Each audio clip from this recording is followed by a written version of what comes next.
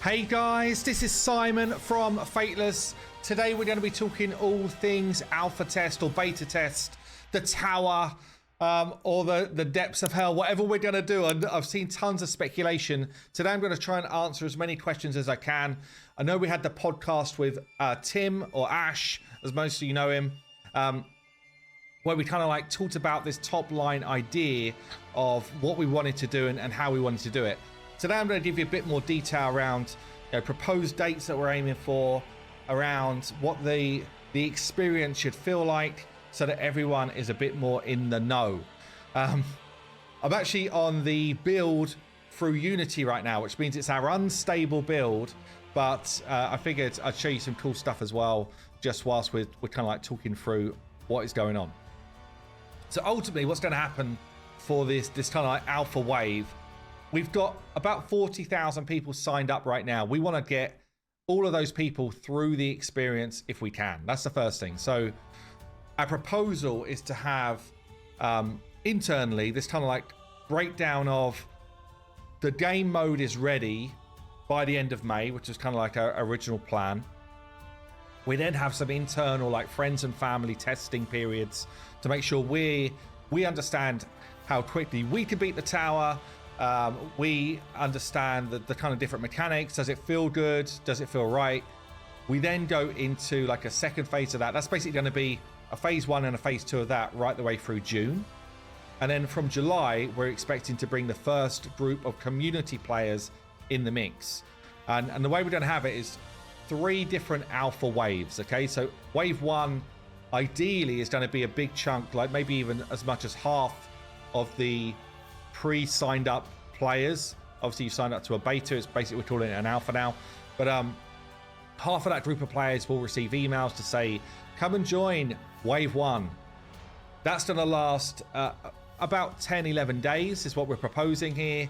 We then have this period of time where we take all of that feedback on, we're doing bug fixes, we're doing some tweaks to the build, all that type of stuff. But then wave 2 to come in, which will be towards the end of July.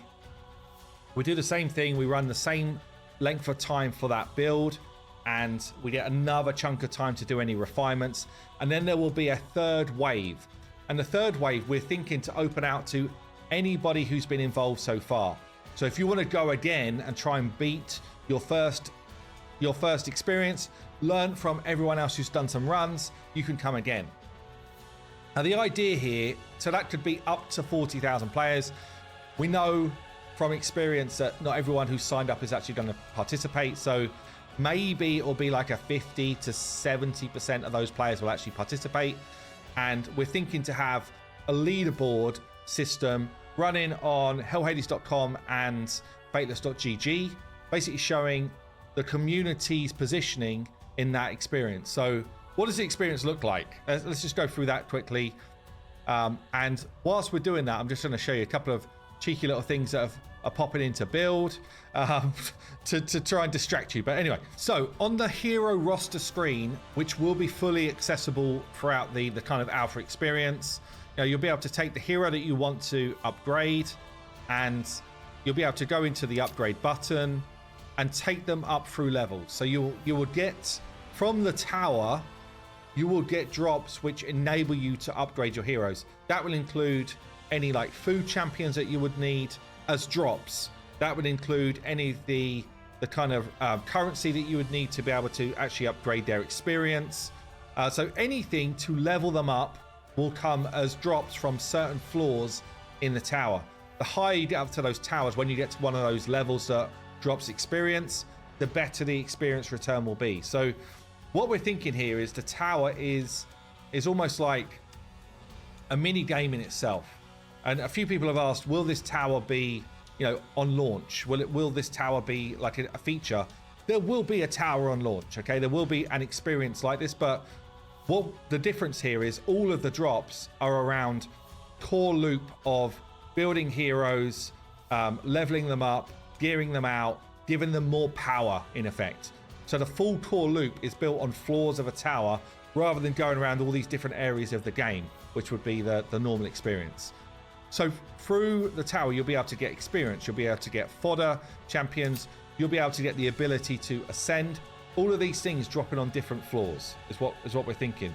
You'll be able to farm, like books to, or scrolls for us to be able to upgrade materials. So all of that will be accessible through floors of a tower. There will also be the opportunity to get armor sets. So different floors of the tower will drop different sets of gear, a bit like if you went into a dungeon and farmed certain gear sets. So you'll be able to find good items to upgrade your heroes.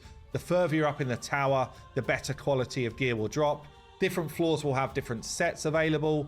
So there'll still be that kind of like grind element to the tower, but it'll be over a condensed period of time. Same sort of thing as gear will be weapons.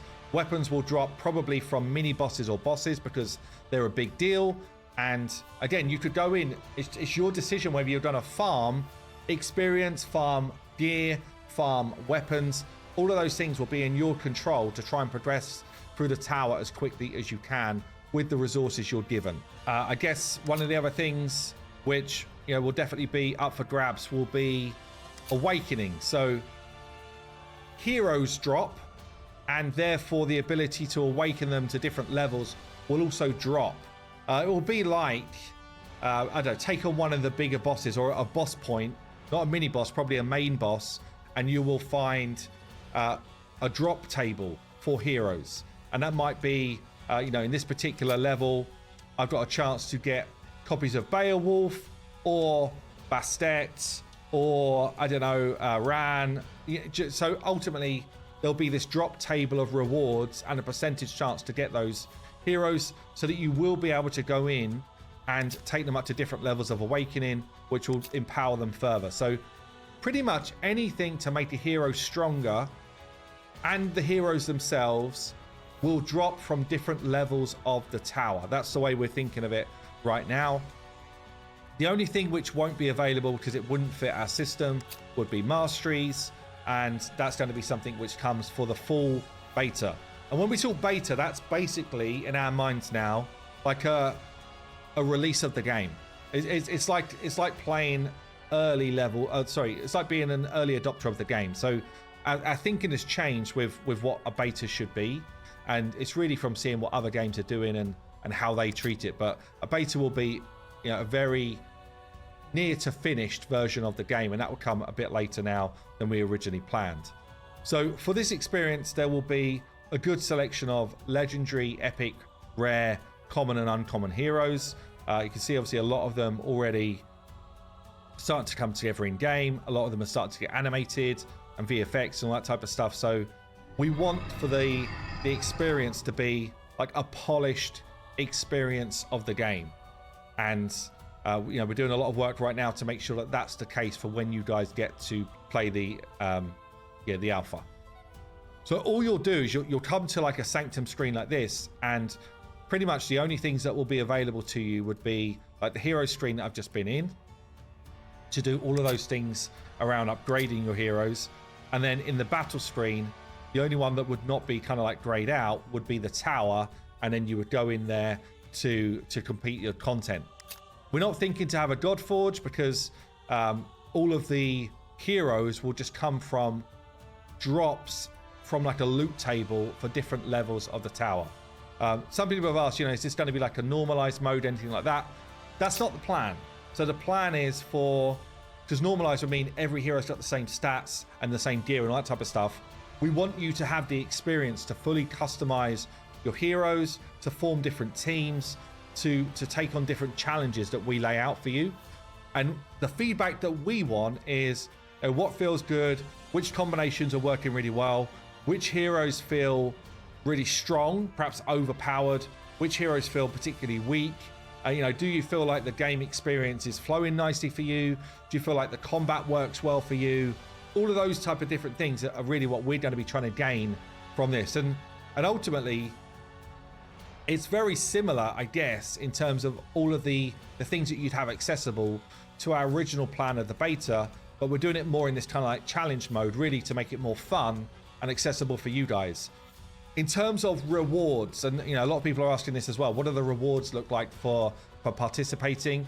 So we're thinking right now, there will be things like cosmetics which nobody else will be able to get ever again. And that could be as simple as, you know, for your portrait, you know, a border which no one else could get, or an actual portrait which no one else could get again.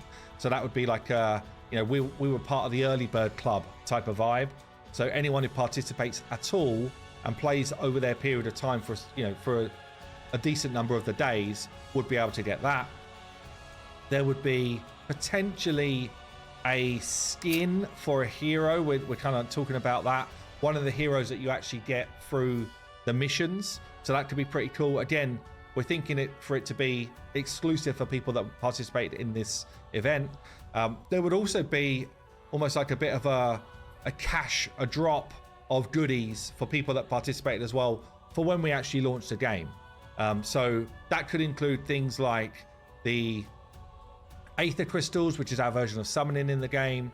It could be like an early level like gear drop.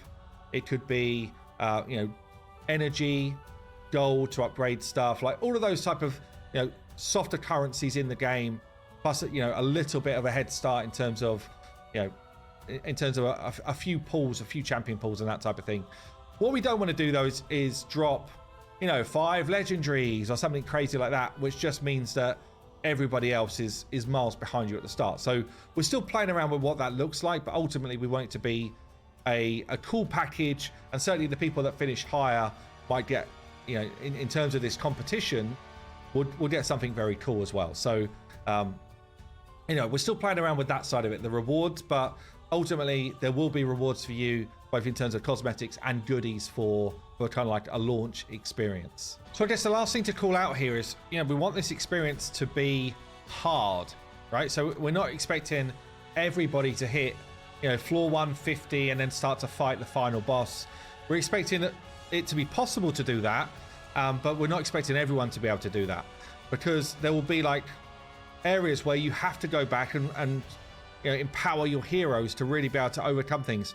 You'll have to, you know, pull together the right type of team comps to be able to beat challenges. We want for that to be your experience, so that we can see where players are struggling, where players are finding it too easy, and that type of thing. But also because we want it to be a challenge, right? We don't want it to be just like this easy experience that everyone just blows through. Now, if 10,000 people actually do beat the tower, they'll get to a final boss, and the final boss will be a unlimited damage experience, which still gives us then that tiering of competitive gameplay, right? So it'll be like, damn, who's actually able to beat this sort of scaling damage boss who ultimately can't die? And then it'll be a case of who got the most damage in their runs. And I guess the cool thing is we're only building out features that we need for like the final release anyway. We need that type of boss mechanic that you can get unlimited damage against. You know, we need the tower experience. Anything like drops are just things that happen within our game engine anyway. So, you know, there's a whole bunch of stuff we're building here which just needs to happen, right? And we just think this will be a more fun experience and way of kind of like, you know, giving you guys that type of gameplay experience. So that's going to be it for this video. If you've got any more questions, literally come to the Discord. You can raise the questions in the general chat with me or the mod team, and you know, we'll try and keep you as informed as we can. Dates are subject to change as we kind of like work through the content and everything, but ultimately we've got a really robust plan that we're now working towards, and yeah, hope to see you try and conquer the tower. I've been Simon from Fateless. I'll see you in the next one.